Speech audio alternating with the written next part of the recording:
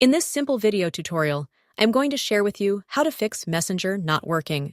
Now, if your Messenger application is crashing, the first and basic option is to head to your App Store or Play Store for an updated version of Messenger. Now, if you already have an updated version of Messenger, and yet it's still crashing or not working, you want to head to your phone settings. Here, head to General. You will then select iPhone Storage.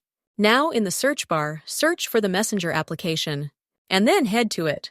You just want to tap on Offload App and then confirm by offloading the Messenger application.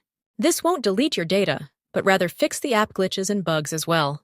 Now you just want to get back to your home screen and tap onto the Messenger application to reinstall. Your Messenger will eventually work normally once again.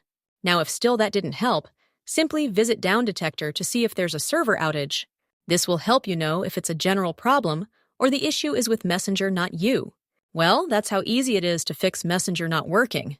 And if you find this video helpful, consider subscribing to our channel for more informative tutorials like this one.